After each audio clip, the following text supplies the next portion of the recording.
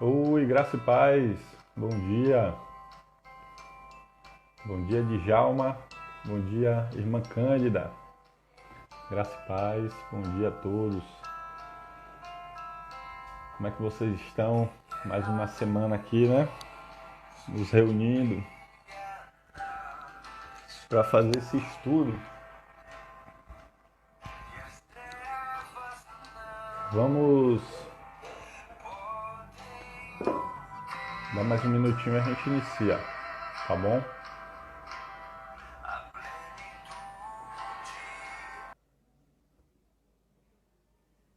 Domingo passado, né? Infelizmente a gente não pôde fazer. Teve a reunião, né, na igreja com as lideranças. E eu também estava trabalhando no domingo, então não daria nem por um motivo nem por outro, né? Mas vamos lá, estamos aqui, né? Graças a Deus, glória a Deus por mais um domingo, mais uma semana que se passou.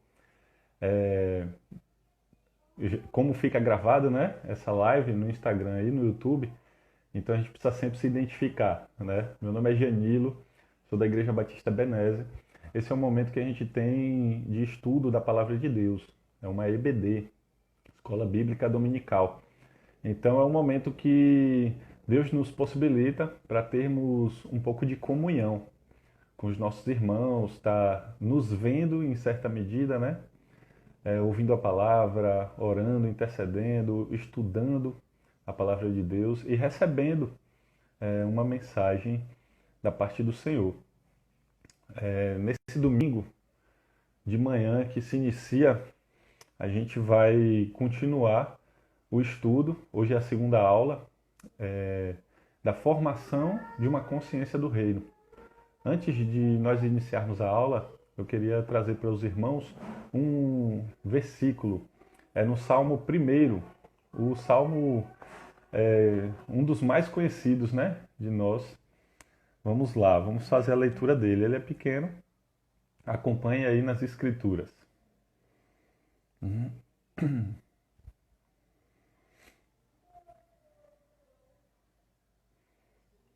Estão com a Bíblia aí na mão? Vamos lá. Salmo 1, versículo 1. Como é feliz aquele que não segue o conselho dos ímpios, não imita a conduta dos pecadores, nem se assenta na roda dos zombadores. Ao contrário, sua satisfação está na lei do Senhor, e nessa lei medita dia e noite. É como árvore plantada à beira de águas correntes. Dá fruto no tempo certo, e suas folhas não murcham. Tudo o que ele faz prospera. Não é o caso dos ímpios. São como palha que o vento leva. Por isso, os ímpios não resistirão no julgamento, nem os pecadores na comunidade dos justos. Pois o Senhor aprova o caminho dos justos, mas o caminho dos ímpios leva à destruição. Vamos orar. Santo e eterno Deus, nosso Pai, querido Pai, obrigado, Deus, por mais uma manhã que se inicia, mais um domingo que estamos na Tua presença, Senhor, para ouvir a Tua voz, para aprender acerca dos Teus desígnios. Obrigado, Senhor, por Tua presença, obrigado pelo Teu Santo Espírito que habita em nós. Obrigado por Tua palavra que é eterna, que é viva, eficaz, que alimenta o nosso ser, alimenta a nossa alma, nos traz refúgio, abrigo, nos traz confiança nos dias maus, nos conduz conforme a tua vontade, nos guia pelas veredas da justiça. Obrigado, Senhor, porque o Senhor é o nosso Deus. Obrigado porque podemos deitar à noite e descansar e pela manhã acordarmos certos de que as tuas misericórdias estão sendo renovadas a cada manhã. Graças te damos por esse dia, por esse domingo, que a tua presença, a tua vontade seja estabelecida através de nossas vidas nesse dia e que possamos viver para a honra e glória do teu nome. Dá-nos uma manhã em tua presença, que o Senhor possa estar conduzindo o estudo, o louvor, as orações diante do trono da graça do Senhor. Que tudo aqui seja feito para a honra e glória do teu nome. Em nome de Jesus nós te oramos. Amém. Irmãos, bom dia para aqueles que estão chegando agora. Que coisa maravilhosa é a palavra de Deus, não é? Como é feliz aquele que não segue o conselho dos ímpios, que não anda nas rodas de escarnecedores, mas, pelo contrário, se satisfaz na lei do Senhor. E é como uma árvore plantada junto a ribeiro de águas, junto a águas correntes, e dá o seu fruto no tempo certo. Glória a Deus pela palavra de Deus, pela palavra do Senhor. Glória a Deus porque Ele se relaciona conosco através dessa palavra. Glória a Deus porque podemos buscar, conhecer, se desfrutar da palavra, deleitar nela e andar segundo a vontade do Senhor. Somente por meio do sacrifício de Cristo, somente por meio da condução do Espírito Santo de Deus, somente pela vontade do Pai é que isso é possível. Não há nada em nós, como pecadores, como homens falíveis, limitados, que possa se mover nessa direção, senão que o Pai ele venha em nossa direção e nos conduza a isso. Graças a Deus. Marcele, tudo ok aí? A gente pode fazer o louvor então agora, antes do estudo. Posso chamar?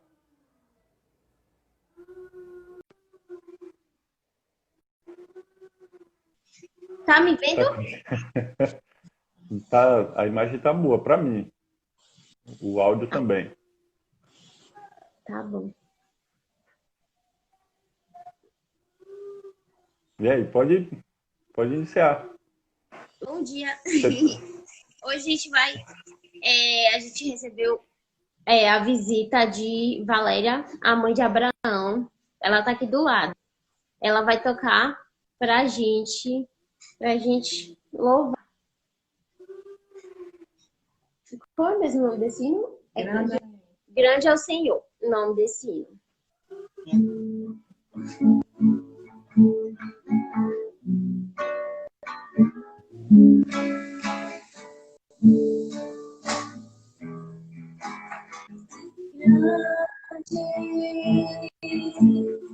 o Senhor e digno de louvor.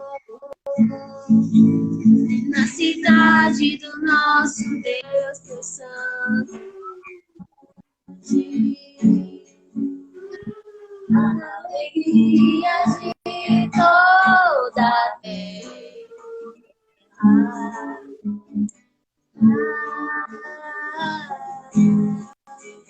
Grande é o Senhor e quem temos a vitória, que nos ajuda contra o inimigo. Por isso diante dele nos prostramos e adoramos. Queremos o teu nome engrandecer e agradecer-te por tua obra em nossas vidas. Confiamos em teu infinito amor. Só tu és o Deus eterno sobre toda a terra e céu.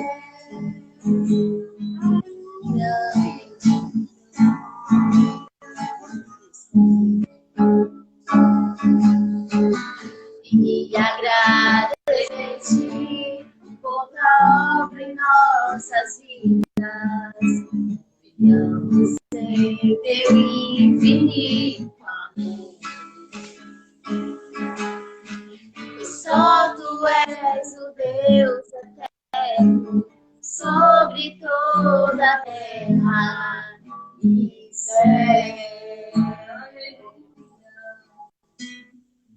Amém. Eu vou ler rapidinho uma passagem de Salmo 150, tá? Tá bom. Tá ouvindo bem? Estou. Louvai ao Senhor, louvai ao Deus no seu santuário, louvai-o no firmamento do seu poder, louvai-o pelos seus atos poderosos, louvai-o conforme a excelência da sua grandeza, louvai-o com um som de trombeta, louvai-o com o saltério e a harpa, louvai-o com o adufe e a flauta, louvai-o com instrumento de cordas e com flautas, louvai-o com símbolos sonoros, louvai-o com símbolos altissonantes. Tudo quanto tem fôlego, louve ao Senhor. Louvai ao Senhor. Então, que a gente possa louvar ao Senhor com as, Amém. com as nossas atitudes, com os nossos pensamentos. Que tudo que a gente faça louve ao Senhor. E também com louvores, né? Porque não se louva ao Senhor só com canções, né? Mas com toda a nossa vida. Amém. Amém. Amém. Dona Gendira está aí, né? Eu ouvi. Ela tá cantando. Eu ouvi o amém dela. Um abraço, minha irmã. Graça e paz. Deus abençoe vocês. Obrigado, Marcele. Tchau. Tchau. Acompanhe aí. Deus abençoe. Amém. É isso, meus irmãos. Que coisa gostosa, né? Ouvir um louvor assim logo de manhã. Glória a Deus. Vamos lá, então. Vamos dar continuidade ao estudo de formando uma consciência do reino. Nós vimos na aula passada um pouco acerca do que significa o reino, a partir ali de João Batista e iniciando o ministério de Jesus Cristo. O arrependei-vos, né?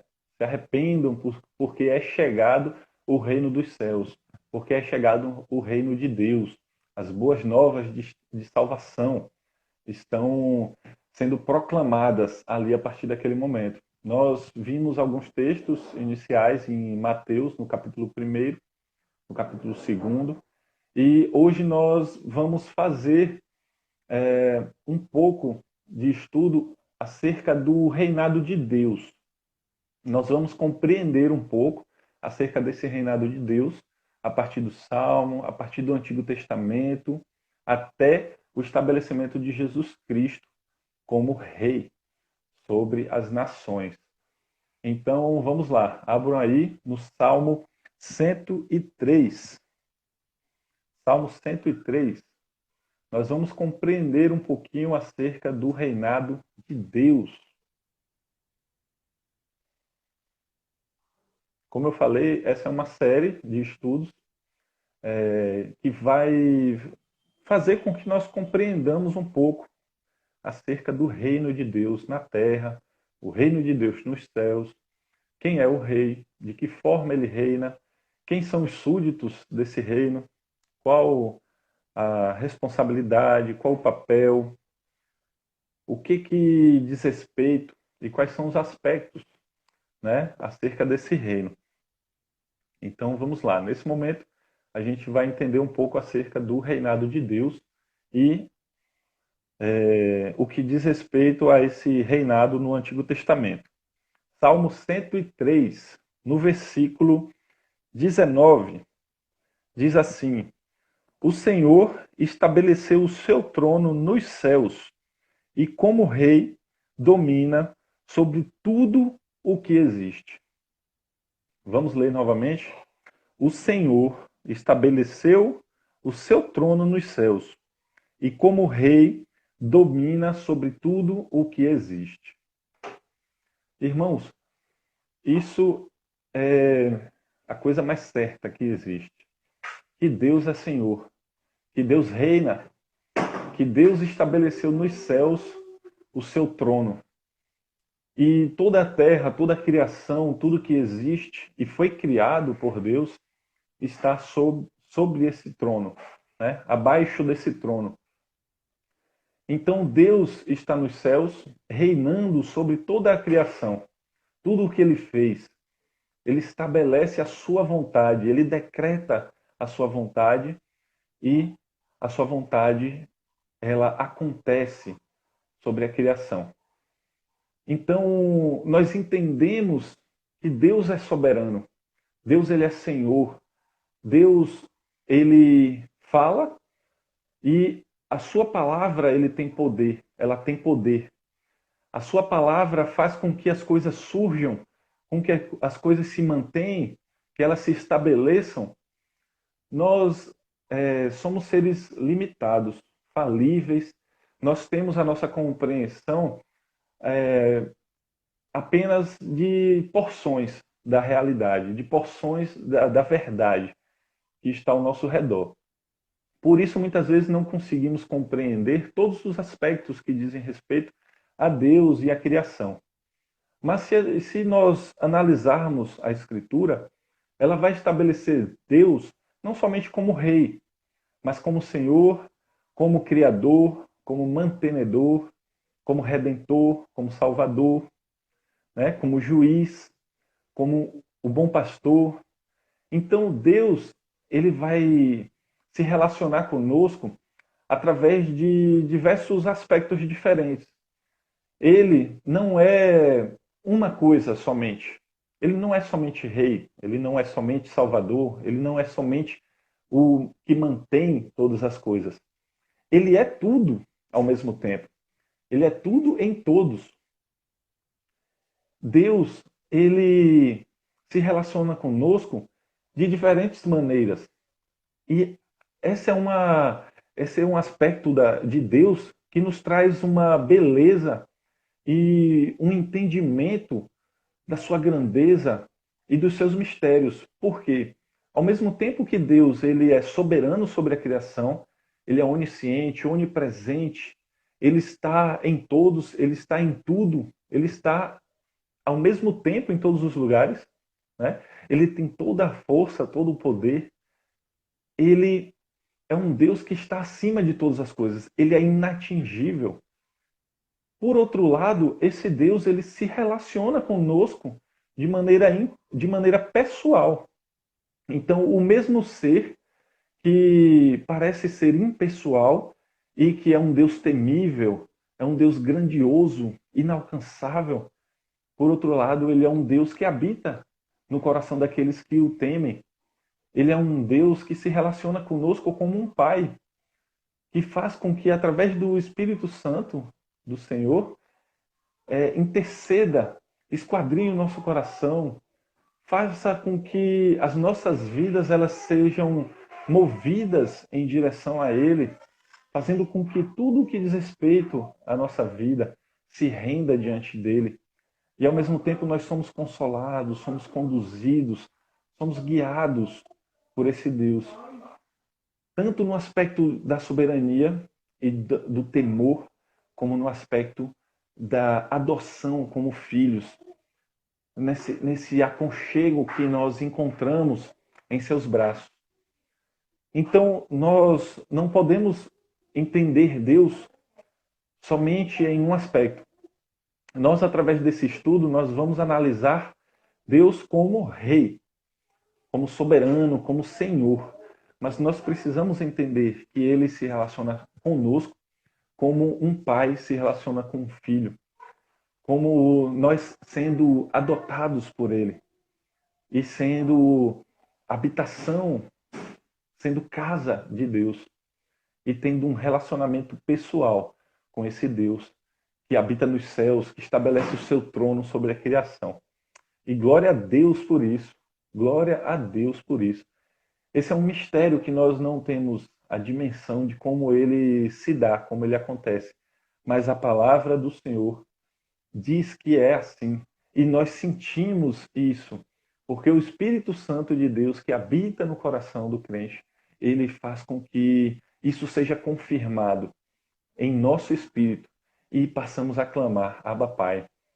Né? Glória a Deus. Glória a Deus por isso.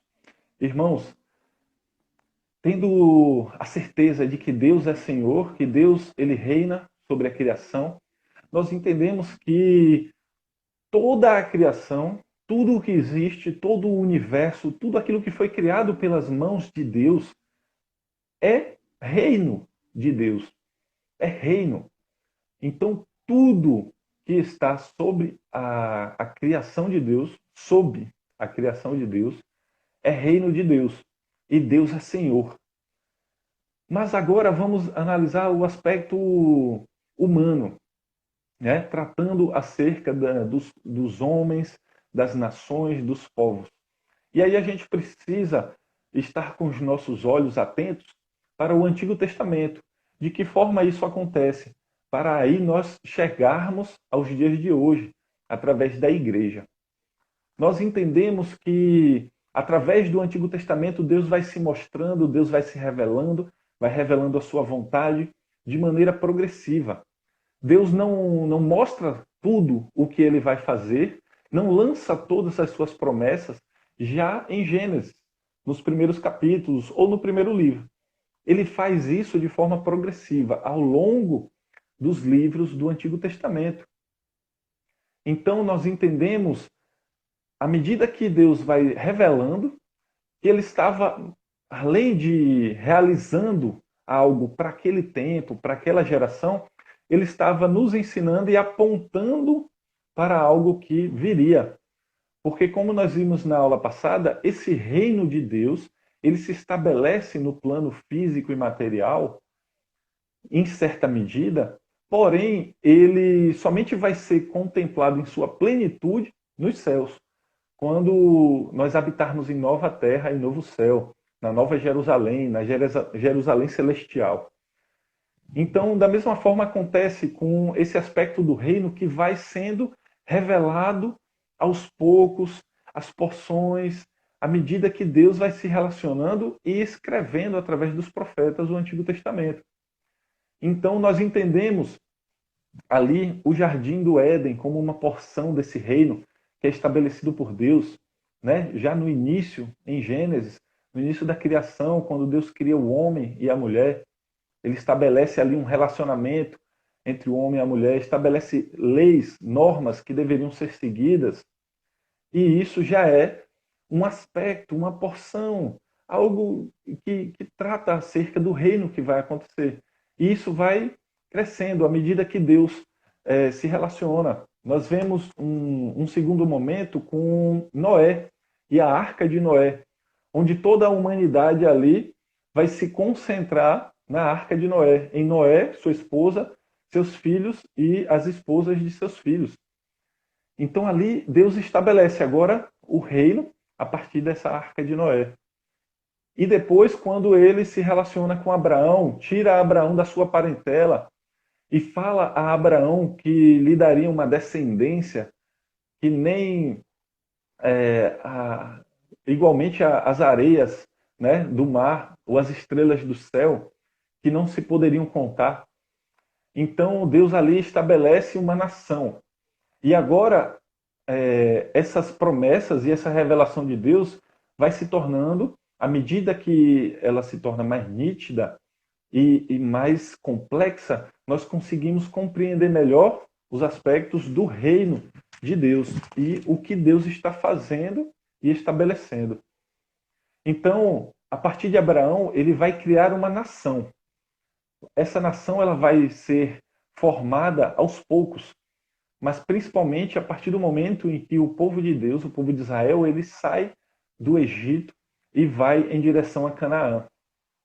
E ali Deus, a partir de Moisés, principalmente quando estabelece a lei, os 10 mandamentos e todos os aspectos da lei cerimonial, a lei acerca dos costumes, do convívio, acerca da justiça, acerca de tudo que diz respeito ao povo de Deus.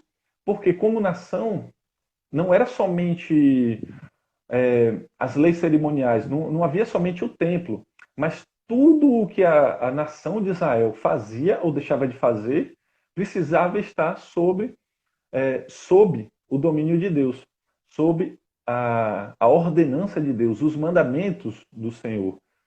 Então a nação ela passa a caminhar segundo a vontade de Deus. E aí nós percebemos um dos aspectos de Deus em relação à sua criação, não somente a criação do universo, a criação de todas as coisas, mas a criação do seu reino. Deus estabelece mandamentos, Deus estabelece a sua vontade, e a sua vontade precisa ser obedecida, precisa ser seguida. Não há nada que Deus faça ou deixe de fazer que exista um significado, que diga respeito a um sentido mais profundo daquilo que Deus está fazendo. Então, quando nós vemos detalhes de como o templo precisava ser construído, precisava ser feito, as cerimônias, as vestimentas, os tecidos, os ornamentos, tudo aquilo ali, todos aqueles detalhes que Deus foi quem disse, não foi o homem quem criou, tinha um sentido, tinha um propósito muito bem estabelecidos. Nós precisamos compreender que Deus não faz nada à toa. Da mesma forma, hoje, quando o reino de Deus é estabelecido a partir de Jesus Cristo, existem os mandamentos, existem as ordenanças, existe a lei do Senhor, que não é deixada de lado, mas ela é aperfeiçoada por Cristo em seu entendimento, em sua interpretação. E nós não podemos descartar aquilo que Deus disse através de Cristo ali no Evangelho, quando o reino, a partir da igreja, a partir dessa agência de Deus, igreja, é estabelecido. Todos os aspectos da igreja e dos mandamentos, das ordenanças de Deus precisam ser bem compreendidos para que nós possamos ter uma vida segundo a vontade de Deus e não segundo aquilo que nós achamos que podemos fazer. Nós vemos hoje, trazendo para a nossa realidade, né, de igreja não somente a Ebenezer, mas todas as igrejas, né? Nós vemos hoje que em muitos lugares, né, muitos pastores, muitas congregações, muitas igrejas, elas acabam fazendo aquilo que é prático, aquilo que dá resultado, aquilo que vai trazer algum retorno. E será que isso está segundo a vontade de Deus? Será que Deus estabeleceu que fosse feito dessa forma ou não? Então nós precisamos compreender o que é que Deus quer para a igreja. Qual a vontade de Deus para esse reino que tem como a igreja a sua agência do reino, né? Uma agência que representa Deus na terra. Então nós precisamos saber para que a gente possa viver uma vida como igreja, uma vida como reino que agrade a Deus, que seja segundo o seu coração, segundo a sua palavra, segundo o seu entendimento e não o nosso. Nós somos seres que somos falíveis e somos, por mais que regenerados pelo sangue de Cristo, nós somos contaminados ainda pelo pecado. Então a nossa compreensão, o nosso coração, ele é enganoso. Então nós não podemos andar segundo a nossa vontade e estabelecer o reino de Deus segundo o nosso entendimento, mas buscar que o Espírito Santo do Senhor esquadrinhe o nosso coração, nos conduza iluminando a palavra de Deus, fazendo com que nós compreendemos a verdade do Senhor, o que ele estabeleceu através de Cristo, através do Evangelho, para assim agradarmos a Deus, fazendo a vontade dele e não a nossa, como igreja. Lembrando que nós, indiretamente, vamos tratar acerca da responsabilidade de cada um como crentes. Porém, o estudo, ele foca no sentido do reino, no sentido da igreja, da coletividade. Nós, juntos, como irmãos, não somente eu ou você como crentes, tá ok? Então vamos lá. Para a gente compreender um pouquinho mais acerca desse reino, dessa nação que é estabelecido ali em Israel, nós vamos fazer a leitura do primeiro livro de Samuel, no capítulo 8. Abram aí, irmãos.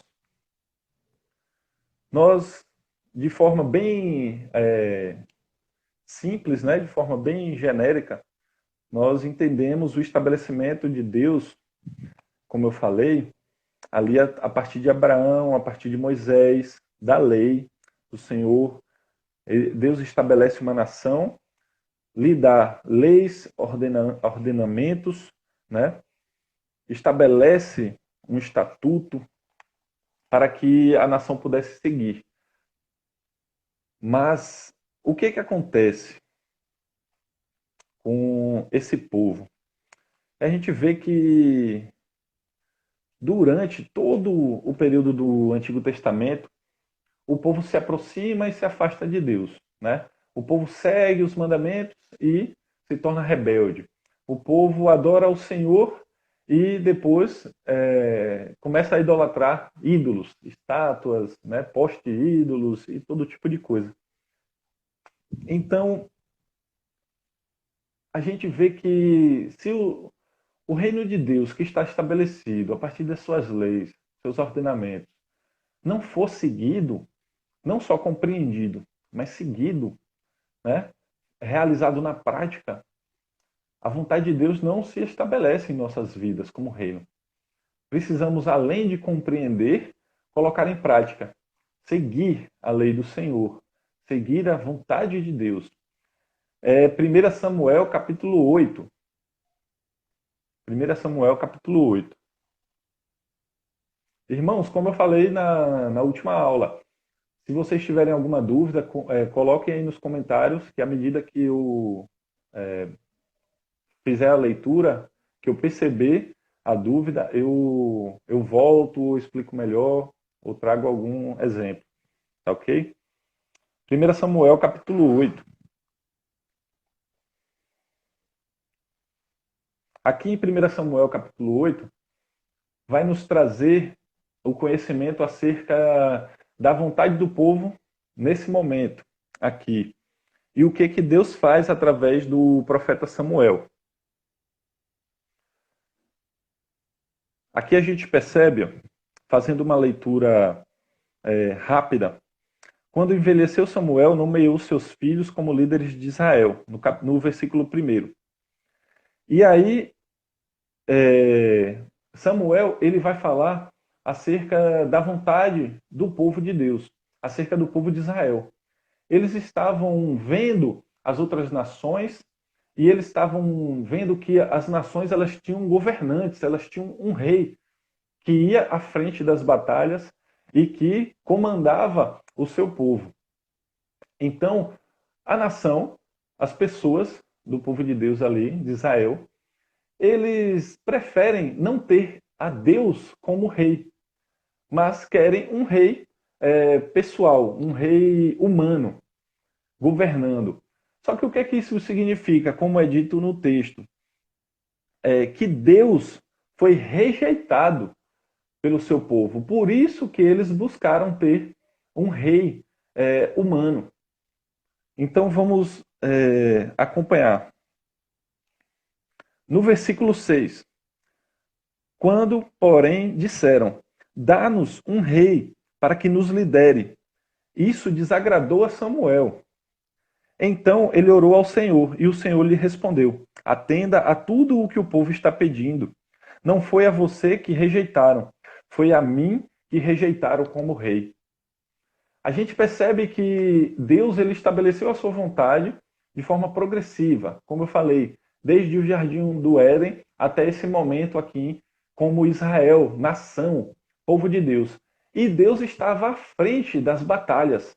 Deus estava à frente a partir da arca de Noé, a partir da arca da aliança. Deus estava à frente de seu povo. Deus tinha estabelecido o tabernáculo como a sua habitação no meio do povo. Estava governando o povo através das suas leis. Porém, o povo rejeitou a Deus como rei e pediu que Samuel fizesse uma intercessão ao Senhor, Deus, para levantar um rei humano sobre a nação. Então, o que significa? E a gente percebe que Samuel ele se incomodou com isso, ele se chateou com isso. Imagine Deus, não é? Se Samuel se incomoda com isso. Se nós percebemos a incredulidade do povo e nós pensamos assim, como é que esse povo pede um Deus humano tendo um Deus criador de todas as coisas, né? Que estabelece o seu trono nos céus e toda a sua vontade é cumprida. Então a gente percebe aqui a chateação de Samuel, mas imagine o sentimento de Deus, né? De ver o povo rejeitando a Deus como rei e pedindo um rei humano. Então a gente percebe que o povo ele caminha contra a direção de Deus. Ora em rebelião, ora retomando, se arrependendo de seus maus caminhos e buscando a Deus novamente.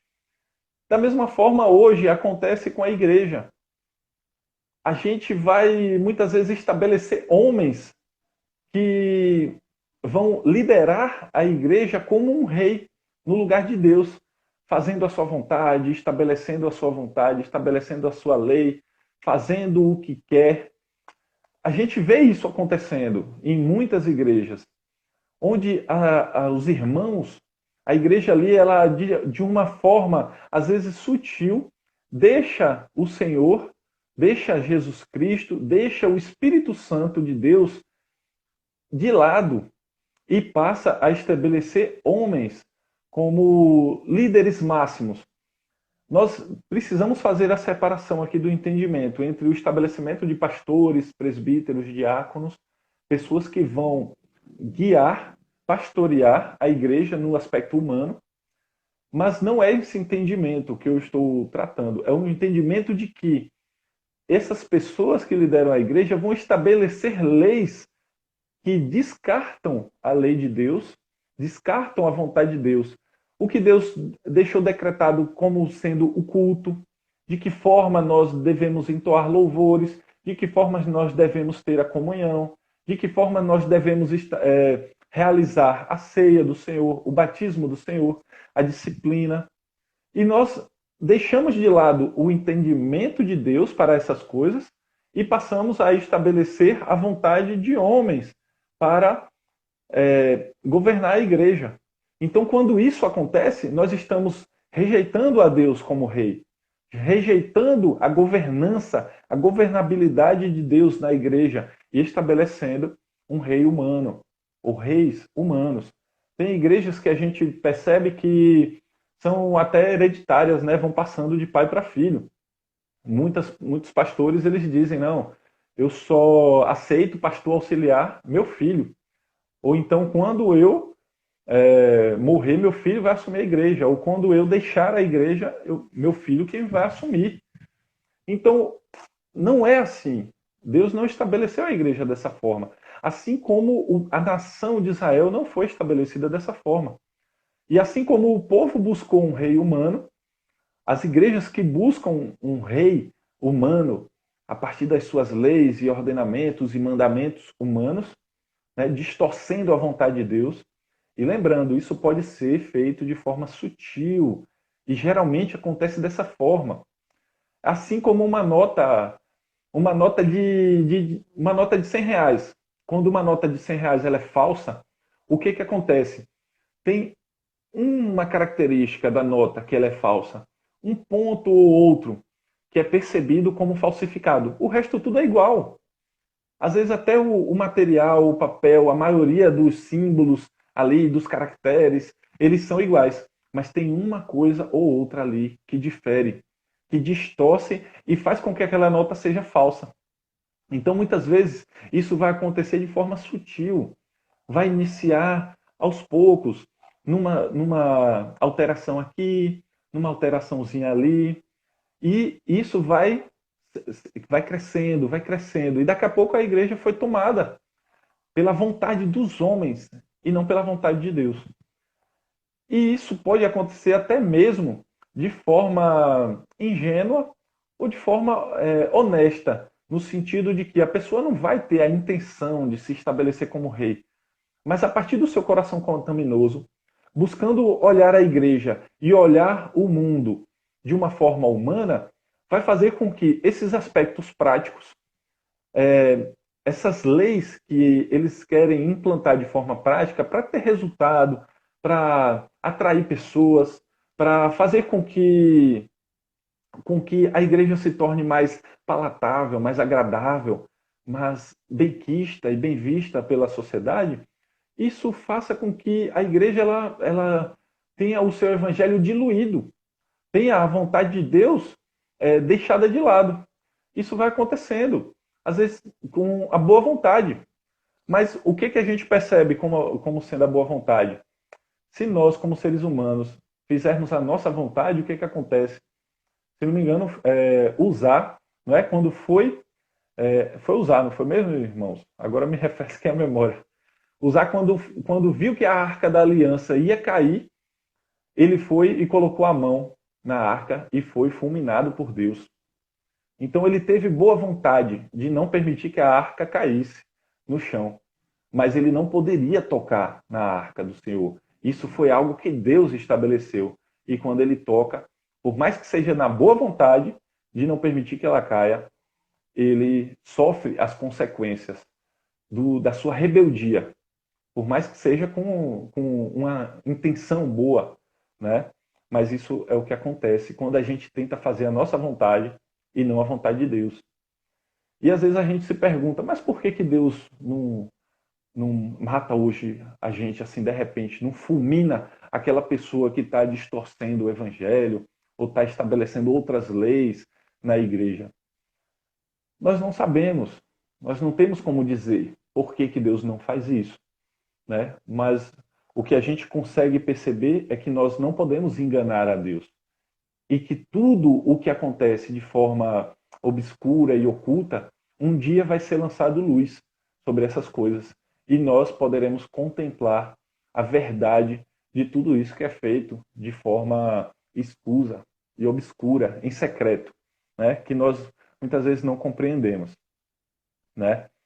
Então, aqui no 1 Samuel, no livro de 1 Samuel, capítulo 8, nós percebemos que o povo de Deus tinha Deus como rei, tinha Deus como o governante da nação, Deus tinha estabelecido as leis, os mandamentos, Deus tinha feito sinais, milagres, sinais maravilhosos, né? Nós vemos a maneira como que Deus governava, liderava e guiava o seu povo, e mesmo assim o povo rejeitou a Deus, rejeitou ao Senhor como rei da nação, estabelecendo ali Saul como rei. E nós percebemos até que Deus ele diz que o rei ele vai ter uma série de critérios. E mesmo assim o povo rejeita esses critérios e diz: não, nós não vamos querer um rei assim. Nós vamos querer um rei do nosso jeito. E aí vem Saul. E acontece tudo que nós sabemos, né? Que aconteceu com Saul. Logo depois de Saul, vem o rei Davi. E aí, a partir de Davi, parece que Deus diz assim: não, o rei deve ser dessa forma. Tanto é que Jesus Cristo ele vai ser estabelecido a partir do trono de Davi. Então, nós aí começamos a entender um pouquinho melhor acerca do reinado de Jesus, a partir do trono de Davi. Vamos fazer a leitura de alguns textos agora, irmãos. O primeiro deles lá em Ezequiel, o capítulo 37.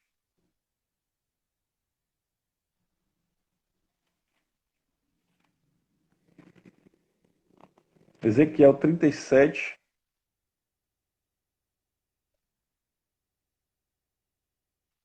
Do 22 ao 28.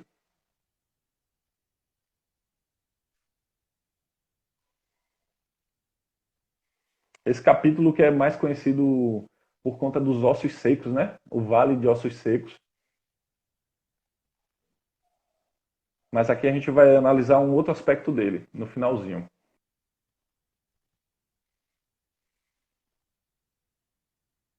Vamos lá? Abriram aí Ezequiel 37, a partir do versículo 22 até o versículo 28. Eu os farei uma única nação na terra. Nos montes de Israel haverá um único rei sobre todos eles, e nunca mais serão duas nações, nem estarão divididos em dois reinos. Não se contaminarão, mas com seus ídolos e imagens detestáveis, nem com nenhuma de suas transgressões, pois eu os salvarei de todas as suas apostasias pecaminosas e os purificarei. Eles serão o meu povo, e eu serei o seu Deus. O meu servo Davi será rei sobre eles, e todos eles terão um só pastor. Seguirão as minhas leis e terão o cuidado de obedecer aos meus decretos. Viverão na terra que dei ao meu servo Jacó, a terra onde os seus antepassados viveram. Eles e os seus filhos e os filhos de seus filhos viverão ali para sempre. E o meu servo Davi será o seu líder para sempre. Farei uma aliança de paz com eles. Será uma aliança eterna. Eu os firmarei e os multiplicarei, e porei o meu santuário no meio deles para sempre. Minha morada estará com eles, e eu serei o seu Deus, e eles serão o meu povo. Então, quando o meu santuário estiver entre eles para sempre, as nações saberão que eu, o Senhor, santifico Israel. Irmãos, aqui a gente precisa prestar bastante atenção. Por quê? A gente viu que uma nação foi estabelecida a partir de Abraão. A partir de Moisés, aconteceram as leis, Deus estabeleceu as leis, os mandamentos. Só que essa nação ela se divide de uma forma, lá primeiro com a descendência de Abraão. O que aconteceu? Não só Abraão teve o filho Isaac, mas ele teve também ao filho Ismael. E esse filho, ele se torna, de alguma forma, uma outra nação, que vai dar origem aos gentios, né? De alguma forma ali, a partir dessa descendência de Abraão, são estabelecidas duas nações. Uma como sendo a nação que seria guiada pelo próprio Deus, e outra nação que seria que andaria pelo deserto, que seria errante pelo mundo, que andaria à margem da vontade de Deus, da vontade do Senhor. Em outros momentos, nós percebemos o próprio povo de Deus, a própria nação de Israel, sendo dividida em duas nações. De um lado, a nação de Judá, o povo de Judá, a tribo de Judá, sendo estabelecida como uma nação, e do outro lado, a nação de Israel, né? de Benjamim, se não me engano. Agora, hoje minha memória está ruim, porque eu trabalhei hoje à noite, aí minha memória fica falhando. Mas ali são duas nações que são estabelecidas. Há uma divisão entre as tribos do norte, a tribo do norte e as tribos do sul. Então o povo se divide em dois. A gente compreende a partir de Jesus Cristo que há dois tipos de pessoas. Há o povo de Deus, os judeus, o povo de Israel, que é essa nação que Deus estabeleceu, e há os gentios, que de certa forma, para Deus, são duas nações, uma que anda em rebeldia, outra que ele estabelece para seguir e acompanhar a sua vontade. Aqui nesse texto de Ezequiel, Deus está dizendo que não haverá mais duas nações, não só em relação a essa separação das nações dentro de Israel, né? A nação do norte e a nação do sul, mas o povo de Deus que havia sido separado, como a nação de Israel e os gentios, aqueles povos, aquelas nações que andavam segundo o seu próprio coração, segundo a sua própria vontade. Mas aqui, a partir do estabelecimento do reino em Jesus Cristo, esses dois povos eles serão unidos em um só. Haverá somente um reino. Não vai mais haver a nação de Israel como reino de Deus. E não vai mais haver os gentios como sendo separados da vontade de Deus. Mas esses povos, tanto a nação de Israel como os gentios, vão ser unidos em um só reino. Isso agora vai ser estabelecido em Jesus Cristo. E esse estabelecimento de Jesus Cristo como rei vai se dar a partir do trono de Davi. E esse texto aqui, ele precisa ser compreendido primeiro, de uma forma imediata para aquela geração, os seus aspectos imediatos, eles vão ser compreendidos aqui, mas existem os seus aspectos que vão ser cumpridos a partir do estabelecimento do reinado de Jesus, e também existe o seu aspecto direcionado à eternidade. Porque, como vemos aqui, esse povo, esse reinado, ele está sendo estabelecido para sempre. E ali onde o texto fala sobre a morada de Jacó, né, sobre a terra de Jacó, aquela região onde Deus estabeleceu Jerusalém, nós sabemos que vai ter o seu aspecto eterno na Nova Jerusalém. Então, quando Deus fala aqui, através de Ezequiel, existe a Jerusalém terrena, aqui, com a sua interpretação para o povo de Israel naquele tempo.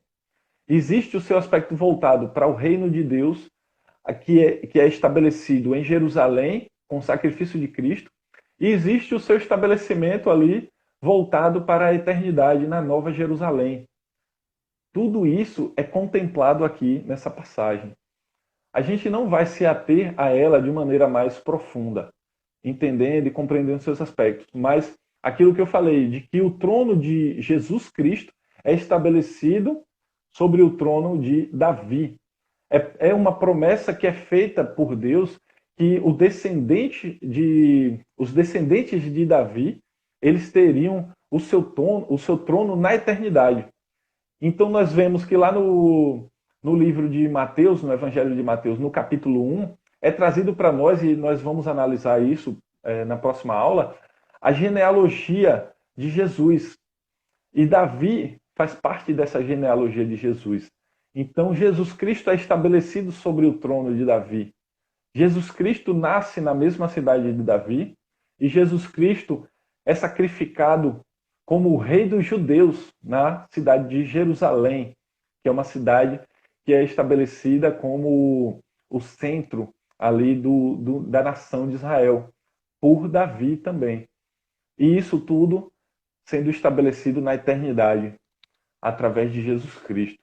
Eu sei que é muita informação para a gente nessa manhã, eu sei que isso diz respeito a muitas outras coisas. A partir desse estudo nós podemos entender Israel, os aspectos de Israel no milênio, na eternidade, os aspectos da igreja como sendo o novo Israel, né? Nós entendemos diversos aspectos aqui acerca do trono de Davi, acerca do trono de Jesus Cristo, mas vamos lá, é muita coisa, né? Mas vamos tentar canalizar, focar agora na questão do trono de Davi. E para isso vamos fazer a leitura de um outro texto que está lá em Jeremias 33. É o livro anterior ao de Ezequiel. Jeremias 33. E como eu falei na aula anterior, né? Essa série de estudos é, na verdade, para criar em nós uma motivação para buscar entender mais essa verdade do reino que é estabelecido em Jesus Cristo. Então, todos esses textos que eu estou trazendo, todo esse entendimento que eu estou trazendo, que a gente possa aprofundar nos nossos estudos pessoais, né? No nosso lar, na nossa casa, na nossa meditação pessoal, quando nós dedicamos tempo à palavra, que possamos fazer esse estudo mais aprofundado, fazendo as aplicações, tentando compreender o aspecto do reino na palavra de Deus e a sua aplicação para a nossa vida hoje como igreja, né? Então, que seja uma motivação para nós buscarmos mais, né, na palavra de Deus. Jeremias 33, o versículo 14 até o versículo 17. Se vocês quiserem fazer a leitura desse capítulo aqui todo, ou então do 14 ao 26 depois, deixa anotado aí, façam que todo o capítulo diz respeito a isso que a gente está falando. Mas vamos fazer a leitura agora do versículo 14 até o 17. Dias virão, declara o Senhor, em que cumprirei a promessa que fiz à comunidade de Israel e à comunidade de Judá. Naqueles dias e naquela época, farei brotar um renovo justo da linhagem de Davi. Ele fará o que é justo e certo na terra. Naqueles dias, Judá será salva e Jerusalém viverá em segurança. E este é o nome pelo qual ele será chamado: O Senhor é a nossa justiça. Porque assim diz o Senhor: Davi jamais deixará de ter um descendente que assente no trono de Israel. Até aqui, para a gente fazer o encerramento desse estudo. Vamos lá, então, no texto de Jeremias 33, né, do 14 até o 17, a gente vai perceber aqui, mais uma vez, a promessa de Deus dizendo que a descendência de Davi teria o seu lugar certo no trono ali para todo o sempre, para toda a eternidade. Então, mais uma vez, nós vemos a promessa de Deus se cumprindo. E quem é esse descendente que vai se estabelecer no trono para toda a eternidade? Porque não vai haver outros descendentes a partir de Cristo, outros descendentes de Davi. Tudo se cumpre em Cristo. Né? Em Cristo, ali, essa eternidade do trono de Davi, da sua descendência, é consumada de uma vez por todas. Então, Cristo assume esse trono. Cristo assume, como descendente de Davi, o trono de Israel. Não a Israel mais como nação, mas a Israel celestial, a Israel que diz respeito a todos os povos, tanto os gentios como os judeus, que são atraídos agora para esse novo reino que está sendo estabelecido a partir de Cristo, onde Cristo está assentado no trono e está governando sobre essa nação. Então, naqueles dias e naquela época, farei brotar um renovo justo da linhagem de Davi. E ele será chamado: O Senhor é a nossa justiça. A justiça de Deus é feita em Jesus Cristo. A justiça de Deus, a dívida, o escrito de dívida que nós tínhamos, o pecado, a corrupção da humanidade, a rebeldia do homem em relação aos mandamentos de Deus, em relação à governança de Deus, foi pago. A dívida foi paga. O escrito de dívida foi apagado pela justiça de Deus que foi feita em Cristo. Cristo levou sobre nós essa dívida. Cristo levou sobre ele a nossa dívida, o nosso pecado. Jesus Cristo apagou de uma vez por todas esse nosso escrito de dívida. Jesus Cristo, ele estabeleceu justiça e por meio do seu sangue, ele abriu um acesso a partir dele, ele sendo o próprio caminho para o Pai. Então, todos aqueles que se arrependem da sua pecaminosidade, que se arrependem da sua vida, que nascem da água e do Espírito, que agora tem a sua vida firmada em Cristo, e a vida que eu tenho não tenho mais para mim, mas tenho em Cristo. É Cristo quem vive, não sou mais eu quem vive. Então eu estabeleço Cristo como meu Senhor, como Rei sobre a minha vida, como Salvador, como Redentor da minha vida como ser humano. E eu deposito nele a minha vida.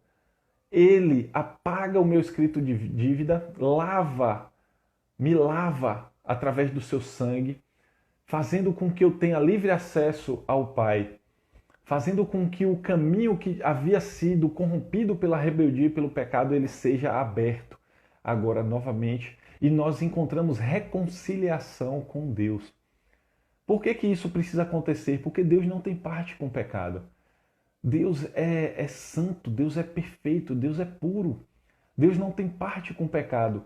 Precisa que Jesus Cristo morra e com o seu sangue lave as nossas vidas. Então, quando Deus nos enxerga, Ele não enxerga mais Janilo, Caleb, Joelso, Djalma. Ele enxerga agora o sangue de Cristo que foi derramado sobre nós. E nossos pecados não são mais levados em conta, porque eles foram perdoados. Tanto os pecados que nós já cometemos, como os que estamos cometendo, como os que vamos cometer. São perdoados por Cristo na cruz. Glória a Deus por isso, irmãos. Glória a Deus. E isso só pode acontecer porque Deus venceu, através de Jesus Cristo ali, a morte. Através de Jesus Cristo foi feita essa reconciliação com Deus.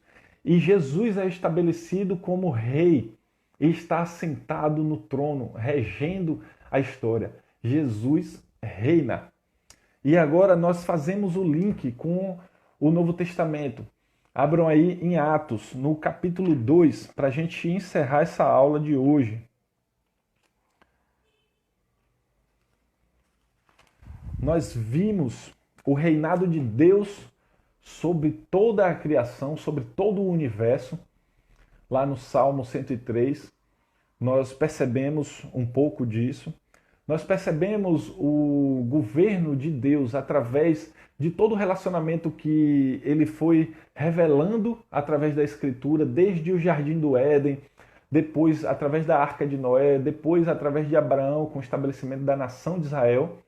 E nós entendemos um pouco acerca do trono de Davi e do estabelecimento de Jesus nesse trono de Davi, como descendência de Davi, e para toda a eternidade. E agora nós vamos confirmar isso que aconteceu na Escritura em Atos 2. E aí estabelecendo agora, através do texto, da palavra, Jesus sobre esse trono, nós, a partir das próximas aulas, vamos entender um pouco mais o que diz respeito a Jesus sendo o rei desse reino dos céus que é estabelecido na terra. E aí nós vamos entrar de forma um pouquinho mais direta agora na nossa responsabilidade como participante desse reino e o que diz respeito a esse reino na terra. Nós como igreja. Vamos lá. Atos 2, o versículo 29 até o 36. Acompanhe a leitura e a gente vai encerrar com esse texto, irmãos. Versículo 29 de Atos 2.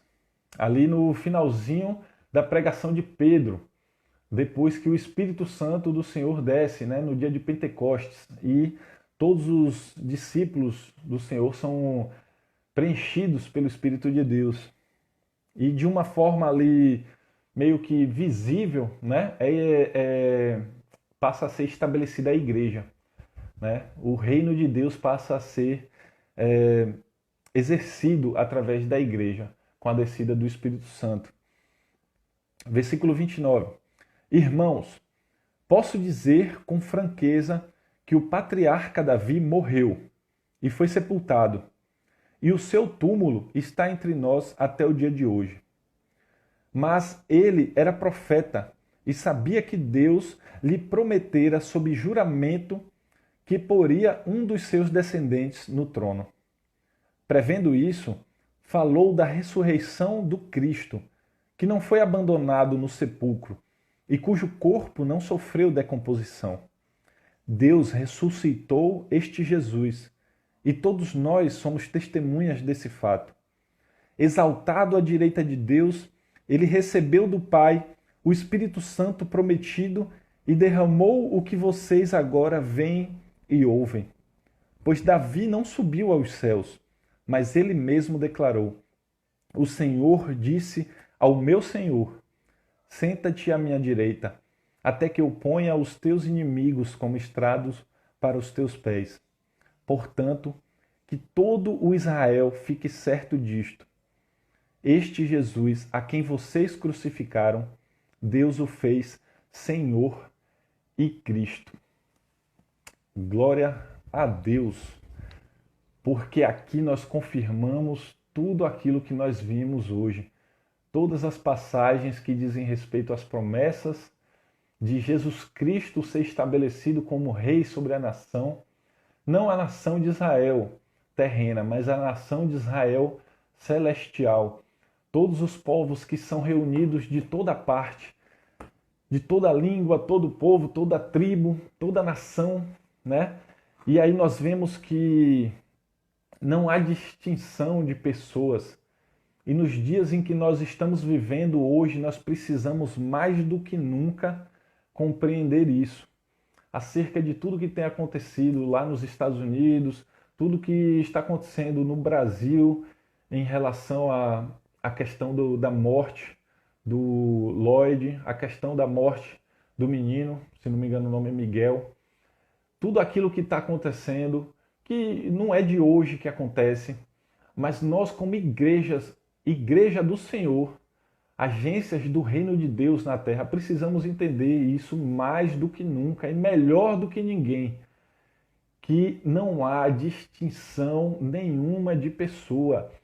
Esse caminho que foi aberto por Jesus Cristo através do seu sangue na cruz, ele está aberto para todos aqueles que se arrependerem e crerem em Jesus como Rei e Salvador, como o único caminho ao Pai, como ele sendo o caminho para nos reconciliarmos com Deus. Não há distinção de pessoas.